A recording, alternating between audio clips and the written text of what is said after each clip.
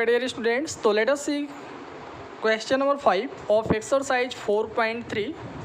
So in this question you are given from the choices given below, choose the equation whose graphs are given in figure A and in figure B. हाँ, कह रहा है यहाँ पे देख लीजिए 4 option दिए गए हैं फिगर ए के लिए और यहाँ पे 4 ऑप्शन दिए गए हैं फिगर बी के लिए। तो कह रहा है ये जो फिगर ए यानी पहला ग्राफ है, हाँ इस ग्राफ के लिए इनमें से कौन सा इक्वेशन करेक्ट है, मतलब कौन सा इक्वेशन इस ग्राफ में लाइन को रिप्रेजेंट कर रहा है। इन चारों में से जो करेक्ट इक्वेशन है वो आपको फाइंड आउट करना। हाँ, ऐसे यहाँ पे इस ग्राफ में हाँ इस लाइन को इनमें से कौन सा इक्वेशन सेटिस्फाई कर रहा है, कौन सा हाँ इक्वेशन रिप्रेजेंट कर रहा, आपको ये बताना है। यानी इन चारों में से कौन सा इक्वेशन करेक्ट है ये आपको बताना। तो स्टूडेंट ये बेहद इजी है सॉल्व करना या इसको बताना। क्यों? क्योंकि यहाँ पे ग्राफ दिया है तो ग्राफ में सभी लाइनों का, दोनों लाइन का अपना अपना कोऑर्डिनेट्स दिया, मतलब इसका सॉल्यूशन दिया है। तो हम इस सॉल्यूशन को इस सभी इक्वेशन में 1 बाय 1 पुटअप कर देंगे। अगर दोनों साइड दोनों साइड जिस सॉल्यूशन से या जिस कोऑर्डिनेट से सेटिस्फाई होगा वही इसका करेक्ट इक्वेशन कहलाएगा, यानी वही इस लाइन को इस ग्राफ पे रिप्रेजेंट करेगा, है ना। तो देखते हैं, यहाँ देखिए जो फर्स्ट आपका ग्राफ है यहाँ पे 2 कोऑर्डिनेट दिया, ये -1 और 1 और एक दिया है 1 और -1। हाँ, तो यहाँ पे इसका मतलब आपके पास 2 सॉल्यूशन है, एक -1 +1 और दूसरा +1 -1। तो हम इन दोनों सॉल्यूशन को इस इक्वेशन में पुट करते हैं। अगर दोनों साइड इस इक्वेशन का सेटिस्फाई हो जाता है तो हम कहेंगे कि वही इक्वेशन इस ग्राफ को रिप्रेजेंट कर रहा है ना। तो लेट अस सी, अगर हम यहाँ से सेकेंड इक्वेशन को ले लें। हाँ, सेकेंड इक्वेशन दिया है x + y = 0, है ना स्टूडेंट। तो अगर हम इसमें इस सॉल्यूशन को रखें, देखिए पहला आपका जो कोऑर्डिनेट्स है वो दिया है -1 +1 और दूसरा दे रखा है 1 और -1। तो दोनों को 1 बाय 1 पुटअप करते हैं।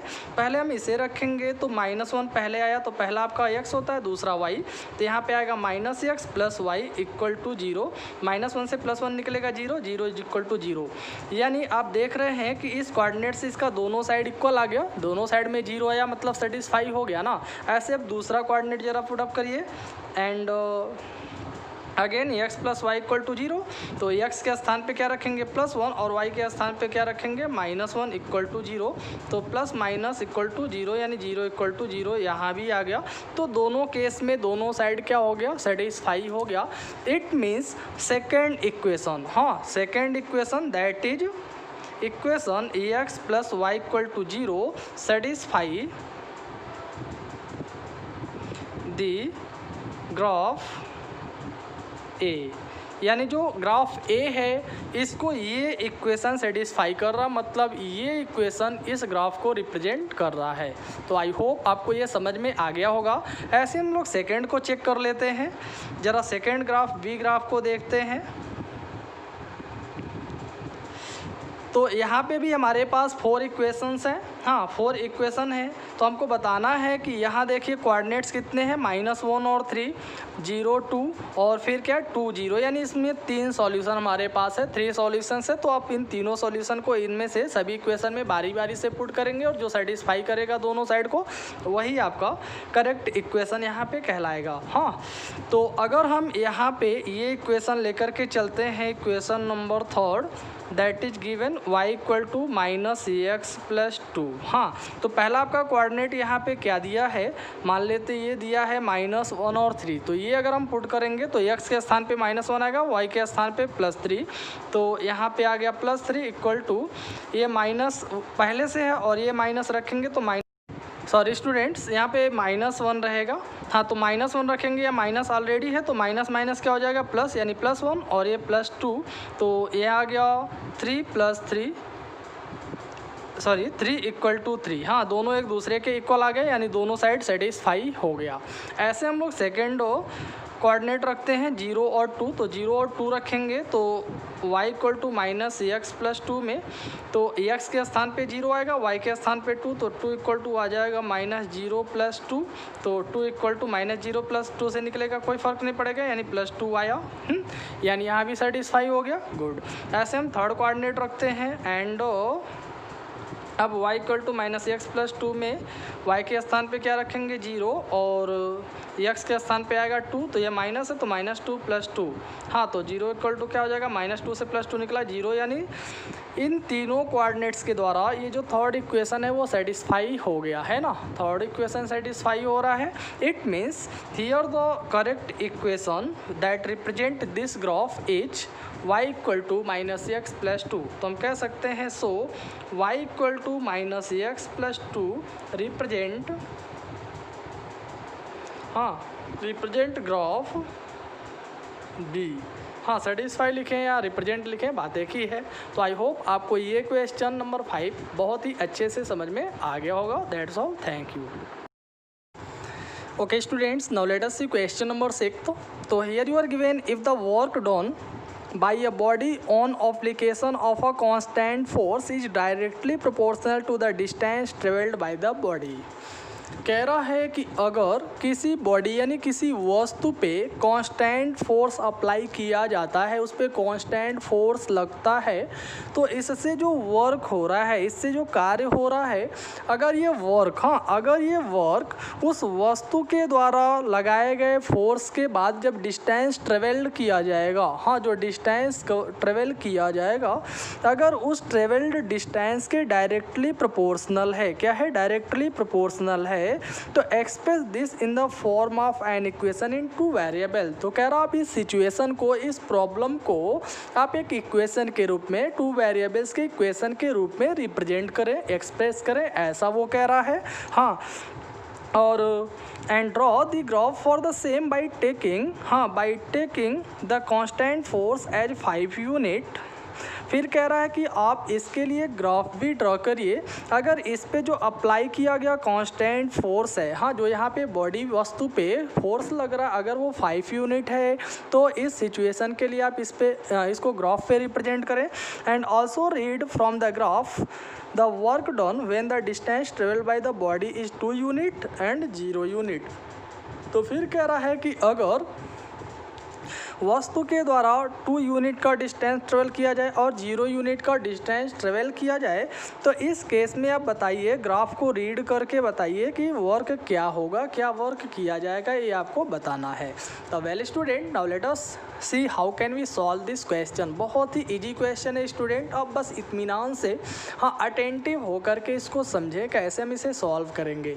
यहाँ पे देखिए कंडीशन दिया है कि जो कार्य हो रहा है ना, जब हम वस्तु पे फोर्स अप्लाई करेंगे तो जो वर्क हो रहा है वो उस वस्तु के द्वारा ट्रेवल किए गए डिस्टेंस के डायरेक्टली प्रोपोर्शनल है कि नहीं। तो हमें वर्क और डिस्टेंस दो चीज़ों को मान लेना है, इसके लिए हम दो वेरिएबल्स मान लेते हैं। तो अगर हम मान लें let the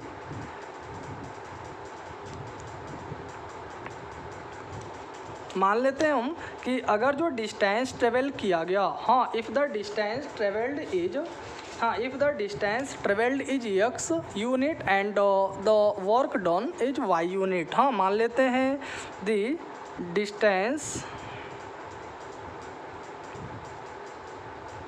b x and the work be Y.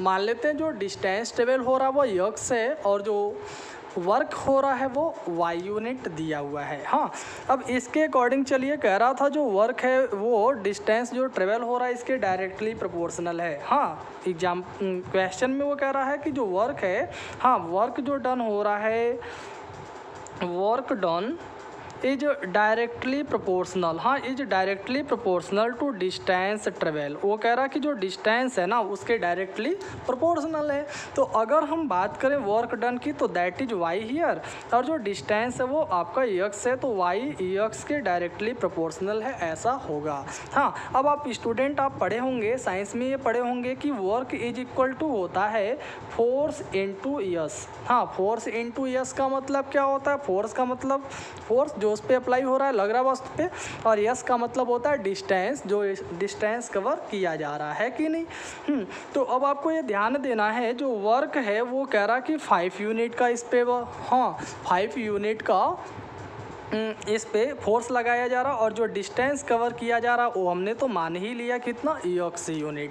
तो according to this situation you can write here, हाँ you can write here y is equal to 5 x according to this. हाँ work done is equal to क्या होता है, force into distance travelled, है कि नहीं। तो इस तरह से हमें ये इक्वेशन मिल गया y इक्वल टू 5x, क्या मिल गया student, y equal to 5x मिल गया ना। तो अब हम इस इक्वेशन का ही यूज करके, using this equation you have to find out 2 और 3 solution to represent this problem और this situation on the graph. हाँ तो लेट अस फाइंड आउट। तो अगर हम मान लें if x is equal to 0, अगर हम एक्स इक्वल टू क्या मान लेते हैं 0, तो वाई इक्वल टू क्या आएगा, हाँ यहाँ मानते हैं सो इफ़, हाँ इफ़ एक्स इक्वल टू 0 तो वाई इक्वल टू आ जाएगा 5 इंटू 0, यानी ये भी 0 आ गया पहला सॉल्यूशन। ऐसे ही अगर हम एक्स का वैल्यू क्या रख देते हैं 1, तो वाई इक्वल टू आ जाएगा 5 इंटू 1 यानी 5। हाँ ऐसे अगर हम एक्स का वैल्यू क्या रख देते हैं 2 रख देते हैं, हाँ अगर एक्स का वैल्यू 2 रख दें तो वाई का वैल्यू आ जाएगा 5 इंटू 2 यानी 10 ये आ गया 2 10 यानी ये आ गया थर्ड सॉल्यूशन, है कि नहीं। Now you can prepare a table according to this, तो you can prepare a table like this.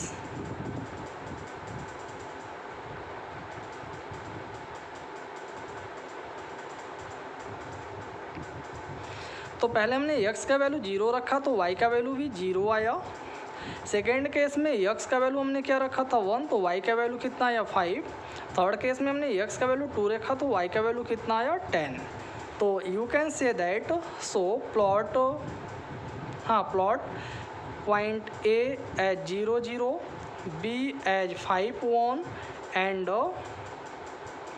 C as 2 10। हाँ इस तरह से इन सभी को हम ग्राफ पे रिप्रेजेंट कर लेते हैं ऑन दी ग्राफ रहेगा, सॉरी स्टूडेंट। तो plot A B and C point on the graph, इसे हम ग्राफ पे अब रिप्रेजेंट करते हैं। तो let us see how can we represent these points on the graph. तो ग्राफ पे रिप्रेजेंट करते हैं। फर्स्ट जो पॉइंट दिया यानी कोऑर्डिनेट है वो आपका 0 0 है, तो आपको पता है 0 0 कहाँ पे आता है, ओरिजिन पॉइंट, यानी ओरिजिन पॉइंट पे ही आ जाएगा ये 0 0 यहाँ पे आ गया। हाँ इट्स यूनिट इज 0, तो यहाँ पे 0 0 आ गया। हाँ नेक्स्ट है आपका 1 और 5, तो 1 5 मतलब पहला आपका x है, दूसरा y, दोनों पॉजिटिव है तो x पे +1 यहाँ आ गया, और y एक्सिस पे हाँ +5 हमको कहाँ मिल रहा है, यहाँ पे मिल रहा है ना। तो इस तरह से दोनों से अगर हम ज्वाइन करेंगे वर्टिकल लाइन और horizontal line,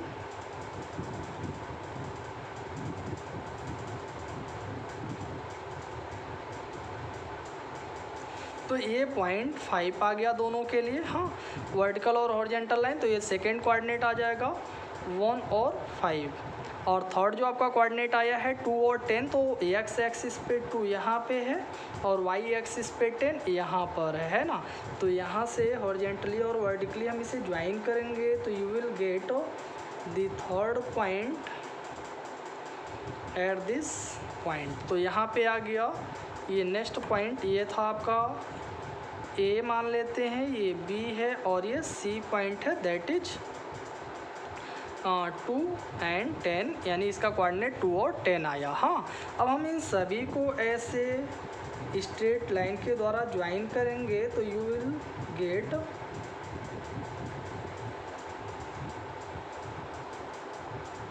a straight line like this. तो इस तरह से हमें ये लाइन मिल गया, हाँ यह लाइन आ गया। तो दिस लाइन, हाँ this line represent this problem on the graph. तो आई होप आपको इतना बहुत ही अच्छे से समझ में आ गया होगा। हाँ बहुत ही इजी था ना स्टूडेंट, यस बहुत इजी क्वेश्चन था, केवल क्वेश्चन बहुत बड़ा दे दिया था, बस इसको समझना था और इस तरह से सॉल्व कर लेना था। अब लास्ट में आपसे ये कह रहा था कि अगर हाँ डिस्टेंस 2 यूनिट का कवर किया जाए तो वर्क क्या होगा, और अगर डिस्टेंस 0 यूनिट का कवर किया जाता तो डिस्टेंस क्या होगा, आपसे कह रहा था ग्राफ को आप रीड करके बताएं। हाँ तो इसको आप इसके इस फॉर्मूले पे भी पहले फाइंड कर सकते हैं। देख लीजिए स्टूडेंट, पहले केस में आपका जो डिस्टेंस ट्रेवल हो रहा था वो कितना था, 2 यूनिट। हाँ तो पहले केस में आपका जो डिस्टेंस है दैट इज़ गिवन 2 यूनिट। अगर ये 2 यूनिट दिया है तो इस केस में आपका वर्क जो हो जाएगा वो y इक्वल टू क्या हो जाएगा, 5x यानी 5 × 2 यानी 10 यूनिट आएगा। कितना आएगा, 10 यूनिट, यानी पहले केस में आपका आंसर 10 यूनिट आया। और दूसरे केस में कह रहा था कि डिस्टेंस कितना है, 0 यूनिट है, तो इस केस में y इक्वल टू हो जाएगा 5 × 0 यानी 0 यूनिट आएगा, 5 0 जा 0 यूनिट, यानी इस केस में आपका वर्क 0 यूनिट होगा और दूसरे केस में कितना होगा, 10 यूनिट। तो है ना बहुत ईजी, बहुत ही आसान है। तो in this way you can solve हाँ दिस प्रॉब्लम। तो आई होप आपको ये भी बहुत ही अच्छे से समझ में आ गया होगा। That's all, thank you.